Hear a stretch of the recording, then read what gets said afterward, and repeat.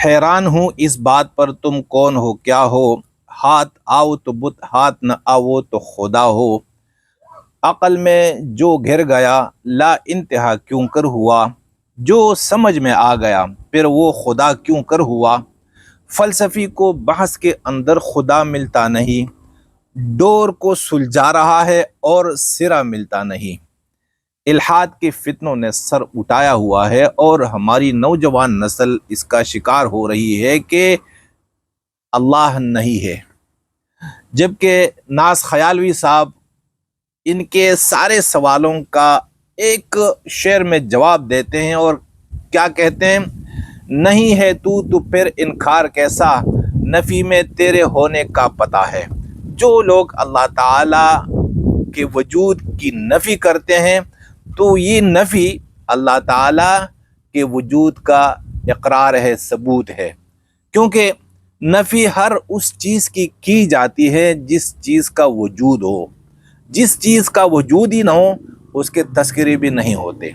تو اللہ موجود ہے، اور اگر اللہ نہ ہوتے ہم بھی نہ ہوتے، اور اگر ہم ہوتے اللہ نہ ہوتے تو ہم جیسے لوگوں کی زندگی انتہائی مشکل ہوتی اور ناممکن ہوتی۔ لیکن قدم قدم پر ہمارے سامنے ہماری مشکلات آسان ہوتی چلی جاتی ہیں اور ہم زندگی میں آسانی تصور کرتے ہیں اور آسانی کو پاتے ہیں۔ یہ اس بات کی دلیل ہے کہ سب کچھ اللہ کی طرف سے ہو رہا ہے۔ اب ہمارے جو ملحدین ہیں، جو عقل سے کام لے رہے ہیں، وہ کہتے ہیں کہ اللہ موجود نہیں ہے۔ اللہ کو سمجھنے کے لیے اور اللہ تعالیٰ کی معرفت کے لیے عقل کی ضرورت نہیں ہے۔ عقل اللہ تعالیٰ نے مخلوق کو سمجھنے کے لیے دی ہوئی ہے، اور ہماری عقل نے یعنی انسانی عقل نے اب تک ساری مخلوق کا بھی احاطہ نہیں کیا ہے۔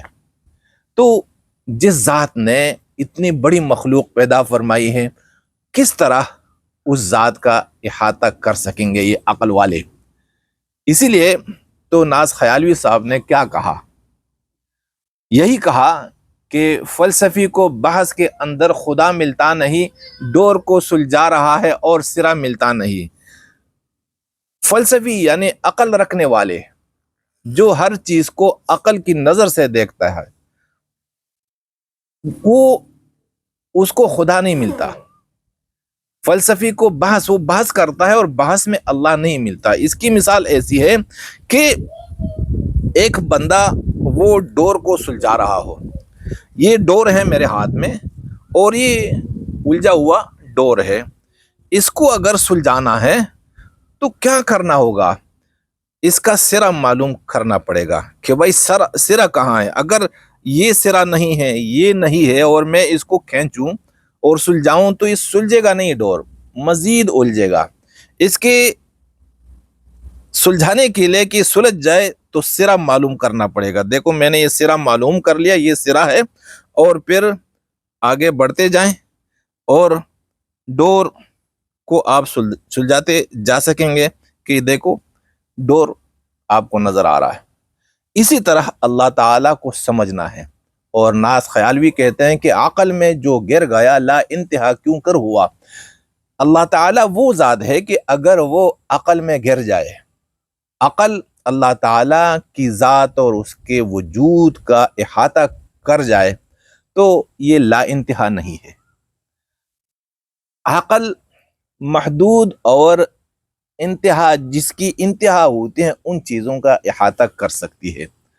اللہ تعالیٰ لا انتہا ہے، اس لیے عقل میں نہیں گر سکتا، اور جو سمجھ میں آ گیا پھر وہ خدا کیوں کر ہوا۔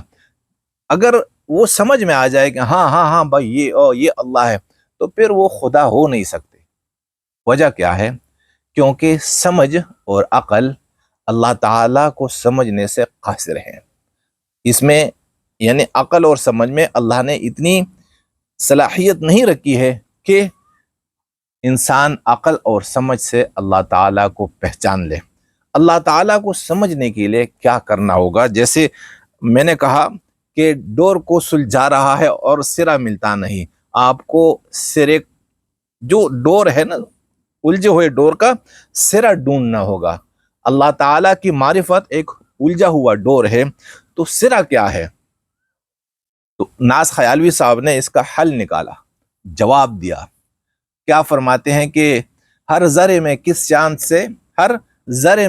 شان سے تو جلوہ نما ہے، حیران ہے مگر عقل کے کیسا ہے تو کیا ہے. تجھے دیر و حرم میں نے ڈھونڈا تو نہیں ملتا، مگر تشریف فرما تجھ کو اپنے دل میں دیکھا ہے.